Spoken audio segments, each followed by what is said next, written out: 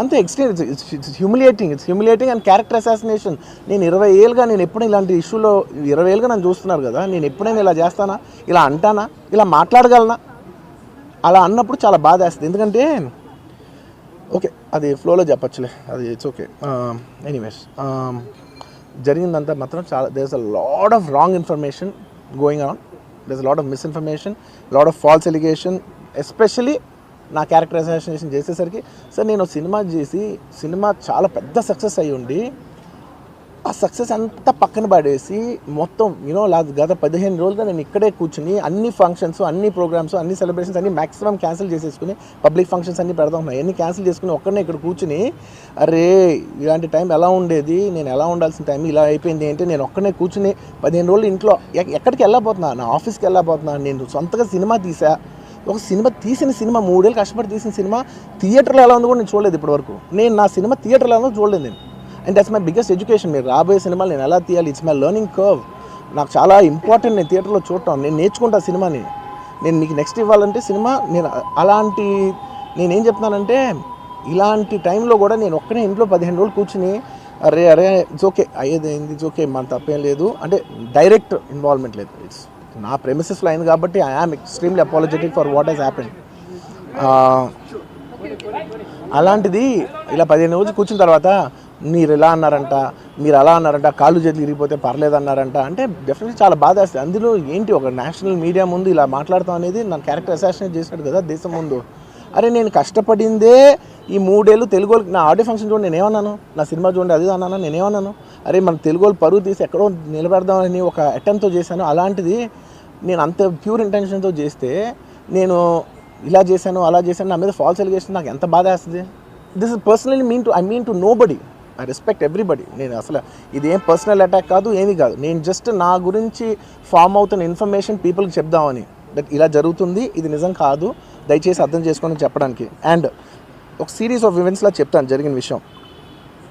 ఏమంటే జరిగిన విషయం చాలా అన్ఫార్చునేట్. నేను గత 3 ఏళ్ళుగా ఈ సినిమా చూసి థియేటర్లో చూస్తేనే నాకు తెలుస్తుంది. అంటే నేను ఇన్ని కోట్లు పెట్టి అమ్మాం కదా సినిమా, నాకు రెస్పాన్సిబిలిటీ ఉంటుంది.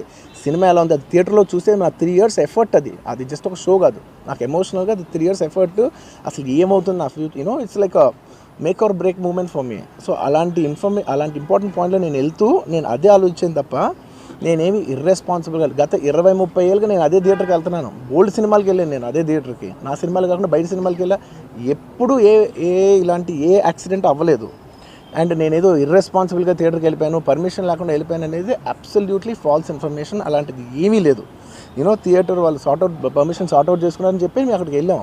అక్కడికి వెళ్తే పోలీసులే క్లియర్ చేస్తున్నారు అక్కడ. So it is understood that everything is sorted. నేను వాళ్ళ డైరెక్షన్లోనే వెళ్తున్నాను. అండ్ ఏంటి ఒకవేళ నిజంగా పర్మిషన్ లేకపోయి ఉంటే చాలాసార్లు వాళ్ళు చెప్తారు, సార్ మీ పర్మిషన్ లేదంటే మేము రెండట్లు వెళ్ళిపోతాం, వాళ్ళే క్లియర్ చేసి ముందుకు రమ్మంటూ ఉంటే పర్మిషన్ ఉందనుకునే కదా మేము ముందుకు వెళ్తూ ఉంటాం in that flow of things. So నేను ఆ మైండ్ స్పేస్లోనే ఉన్నాను. అండ్ మెయిన్ నేను చెప్పాల్సింది ఏంటంటే, అసలు ఇక్కడ this a false allegation that there is a road show, ఏంటిది ప్రొసెషన్. అసలు ప్రొసెషన్ కాదు, రోడ్ షో కాదు, ఏమీ కాదు. జస్ట్ థియేటర్ ఇక్కడ ఉన్నాను, అక్కడ theatre just couple of yards away from the theatre. అది అసలు రోడ్ షో కాదు, ఏమీ కాదు. కార్ అలా వెళ్తూ ఆగిపోయింది. ఒక పాయింట్ తర్వాత ఎంత జనం కూడిపోతారంటే అండి, మీరు కనపడితే కానీ జనం వెళ్ళరు. బౌన్సర్లు కానీ ఎవరన్నా పోలీస్ కానీ అందరూ అడుగుతారు, సార్ మీరు ఒక్కసారి వేవ్ చేసాను సార్ వాళ్ళు వెళ్ళిపోతారంటే, మేము మామూలుగా ఎప్పుడు బయటకు వచ్చి అందరికి వేవ్ చేస్తాం. అది నేనే కాదు, ఎనీ లీడర్, ఎనీ సెలబ్రిటీ ఎవరైనా అడగండి, మనం వేవ్ చేస్తేనే వాళ్ళందరూ జరుగుతారు. ఓకే చూసాం, ఒక సాటిస్ఫాక్షన్ ఉంటుంది, అప్పుడు దే స్టార్ట్ మూవింగ్ అవే. ఆ దీని మీద చేశాను. And it's also respect. ఇంత వేల మంది చూస్తానికి వచ్చినప్పుడు నేను నా కార్ లోపల, టెంటెడ్ కార్ లోపల దాక్కుని కూర్చుని ఉన్నా. బట్ అంతమంది అంతమంది వచ్చినప్పుడు వాళ్ళకి ఏం కావాలి, హీరోది ఒక గ్లిమ్స్ కావాలి అంతే. అది కూడా ఇవ్వకపోతే నేను ఎంత యారగెంట్ కింద ఉంటుంది. ఇంతమంది ప్రేమ చూపిస్తే నేను కాళ్ళు కూర్చున్నారులే అనుకుంటాను నేను. అరే నేను బయటకు వచ్చి ఒక్కసారి వాళ్ళందరికీ థ్యాంక్ యూ ప్లీజ్ పదండి ఇలా అంటుంటాను. మీరు చూడండి నా జెస్చర్స్ అని చూడండి. ఇలాంటే ఇలా పదండి అంటే నేను చెప్తేనే వాళ్ళు వెళ్తారు. అది పోలీసులు కానీ బౌన్సర్ కానీ అందరూ, మేనేజ్మెంట్ అందరూ అడుగుతారు, సార్ మీరు చెప్తేనే వింటారు, ఒక్కసారి మీరు చెప్పండి అంటే మేము వచ్చి బయటకు వచ్చి ఇలా వేవ్ చేసి ఇలా అంటే వాళ్ళందరూ జరుగుతూ ఉంటారు. That is how we went into the theatre. And థియేటర్కి వెళ్ళిన తర్వాత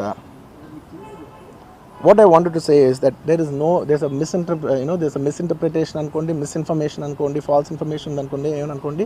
It is no road show, it is no procession, just థియేటర్కి వెళ్తుంటే జనాలు ఎక్కువ బయటకు వస్తే జస్ట్ వాళ్ళు వేవ్ చేసి మళ్ళీ లోపలికి వెళ్ళిపోయి మళ్ళీ థియేటర్ లోపలికి వెళ్ళిపోయాం. అండ్ థియేటర్ లోపల మీ సినిమా చూసిన కొంచెం సేపటికి సార్ నా వర్క్ అసలు ఏ పోలీసు కానీ ఎవ్వరూ నాకు వర్క్ అసలు నన్ను కలవలేదు, నాతో ఏం చెప్పలేదు. నాకు చెప్పిందల్లా అది పైగా మా మేనేజ్మెంట్ సైడ్ నుంచి వాళ్ళు మా వాళ్ళు వచ్చి చెప్పింది ఏంటంటే సార్ బయట ఓవర్ క్రౌడ్ అవుతుంది, మీరు దయచేసి వెళ్ళిపోండి అని చెప్పారు. వాళ్ళ పోలీసు వాళ్ళందరూ బయట చాలామందికి ప్రాబ్లం అవుతుంది సార్, ఓవర్ క్రౌడ్ అవుతుంది, మీరు వెళ్ళిపోండి అంటే నేను వెళ్ళిపోయా. సినిమా స్టార్ట్ అయిన కొంచెంసేపు నేను వెళ్ళిపోయా. నేను మా వైఫ్ అందరూ మేము బయటకు వచ్చాము అంతే. నాకు అసలు ఆ తర్వాత నెక్స్ట్ డే నాకు తెలిసింది ఒక లేడీ ఇలా ఉందంట, కళ్ళు తిరిగి పడిపోయిందంట, ఆ తర్వాత ఆవిడ పాపం చనిపోయిందంట, ఇలా ఒక కిడ్ ఉన్నాడు అంటే నేను షాక్లో గురయ్యా. అంటే నాకు తెలీదు అసలు నెక్స్ట్ డే వరకు నాకు అసలు తెలీదు. I had no idea. ఎందుకంటే నేను నా పిల్లోనే పక్కన పెట్టుకున్నా, నా వైఫ్ నా కొడుకు నా కూతురు థియేటర్లోనే ఉన్నారు. నాకు తెలీదు. నిజంగా అలా జరుగుండుంటే నాకు తెలుసుండుంటే నేను వాళ్ళు తీసుకుని వెళ్ళిపోతాను కదా, మినిమం కదా, ఎవరైనా వాళ్ళ పిల్లలు వాళ్ళు తీసుకుని వెళ్ళిపోతారు కదా. నాకు తెలియని కూడా తెలియదు. సరే పిల్లలు వాళ్ళు చూసుకుంటారు, మనం వెళ్ళిపోతే క్రౌడ్ క్లియర్ అయిపోతే ప్రాబ్లమ్ సాల్వ్ అయిపోతే నేను వదిలేసి వెళ్ళిపోయా. అలాంటిది నాకు తెలిసి కూడా నేను సినిమా చూస్తూ ఉన్నాను, ఇలాంటి ఫాల్స్ అలిగేషన్స్ వస్తే చాలా బాధ వేస్తుంది. పిల్లలు ఉన్నారు సార్, పిల్లలు వదిలేసి వెళ్ళిపోతాను నేను. నా పిల్లలు అంటే ఎంత ఇష్టం తెలుసు, ఎవరైనా ఉంటారు కదా తీసుకుని వెళ్ళిపోతారు కదా. అలాంటి నాకు క్లూ కూడా లేదు. నేను ఇంటికి వెళ్ళిపోయిన తర్వాత నేను వెళ్ళిపోయిన నెక్స్ట్ డే నాకు మార్నింగ్ తెలిసింది చనిపోయారంటే షాక్ అయ్యాను నేను. షాక్ ఇమీడియట్గా నేను బాస్కు ఫోన్ చేశాను, మా బన్నీ వాసుకు ఫోన్ చేసి వాసు ఇమీడియట్గా హాస్పిటల్కి వెళ్ళి వాళ్ళ కలు నేను వస్తానంటే సార్ నేను మొత్తం అక్కడ వెళ్ళి సెట్ చేసి వస్తాను, వాళ్ళందరూ ఎమోషనల్గా ఎలా ఉన్నారు ఏంటో మనం ఫస్ట్ చెక్ చేసుకున్న తర్వాత మీరు దిగాలి, ఒక నిమిషం ఆగండి సార్.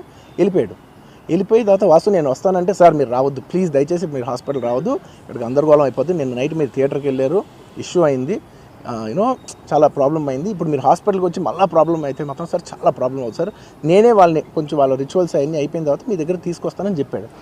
ఓకే అని వెయిట్ చేసేసరికి ఇమీడియట్గా ఏం చెప్పారు సార్ ఏమనుకోవద్దు, వాళ్ళు మీ మీద కేసు ఫైల్ చేశారు, ఇప్పుడు మీరు వాళ్ళు కలవడానికి లేదంటే నేను మా లీగల్ టీం అదేం పర్లేదు వాసు నేను వచ్చేస్తాను. నేను కొంచెం మూర్ఖంగా మాట్లాడుతుంటే సార్ మా లీగల్ టీం చాలా స్ట్రిక్ట్గా చెప్పింది sir they filed a case on you, మీరు ఇప్పుడు వెళ్తే legally it is not right thing to do, please don't go అని చెప్తే అప్పుడు ఆగాల్సి వచ్చింది.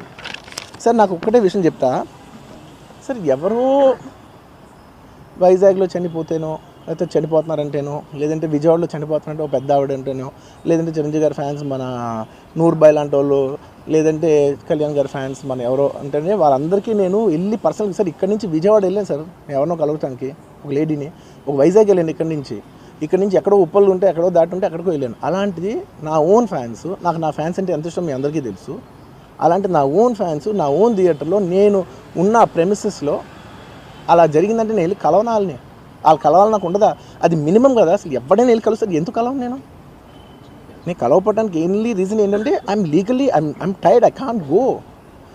అంత మాత్రం నేను స్పందించలేదు అని అనడానికి కూడా లేదు. సో నాకు ఏం చేయాలో తెలియక నెక్స్ట్ డే సరే వాసు మనం వెళ్ళకపోతే బాగోదు, ఏం చేయాలో తెలియక అప్పటికప్పుడు ఒక వీడియో పెట్టా. ఎందుకంటే నేను కూడా షాక్లో ఉన్నా, జెన్యున్లీ నేను కూడా షాక్లో ఉన్నా. అరే ఇలా అయింది ఏంటి, ఎటు కాకుండా హాఫ్గా ఉన్నాను నేను జెన్యున్ చెప్పా హాఫ్ ఉన్నాను నేను, ఇప్పుడు కూడా కొంచెం హాఫ్గానే ఉన్నాను నేను. నాకు తెలుస్తుంది నేను కరెక్ట్గా సెంటర్డ్గా లేను, కొంచెం ఆఫ్లోనే నాకు తెలుస్తుంది. ఎనీవేస్ నెక్స్ట్ డే నేను ఒక వీడియో పెట్టా, సరే to at least show that I'm there, it's not even about the money, అంటే it is just money is just gestures to show that I'm willing to do something అని చెప్పడం కోసం. ఆ తర్వాత మేము ఏం చేయొచ్చు ఆ తర్వాత మేము అన్ని సెలబ్రేషన్స్ క్యాన్సిల్ చేసాం. వద్దు అసలు వాళ్ళకి అలా ఉంటే మనం ఎలా సెలబ్రేట్ చేస్తాం, మొత్తం అన్ని క్యాన్సిల్, పెద్ద ఫంక్షన్స్ అక్కడ కర్ణాటకలో అక్కడ ఇక్కడ పెద్దగా చేద్దాం అనుకున్నాం.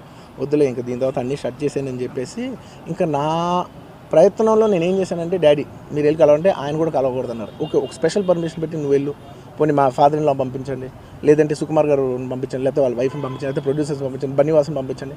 ఇలా ఎప్పటికప్పుడు అప్డేట్ తెచ్చుకుంటున్నాను to know what is happening with the kid. అంతే తప్ప నేను అసలు ఏం కేర్ చేయట్లేదు.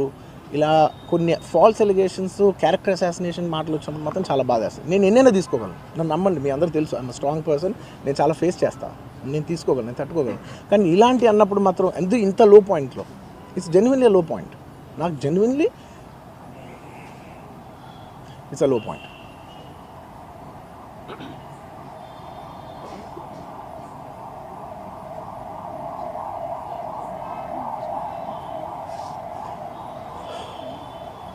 నేను సినిమాలు చేసేదే మీరు థియేటర్కి వచ్చి ఎంజాయ్ చేయాలని, అలాంటి థియేటర్లు ఇంత మిస్హాప్ అయితే ఎంత బాధపడతాను నేను.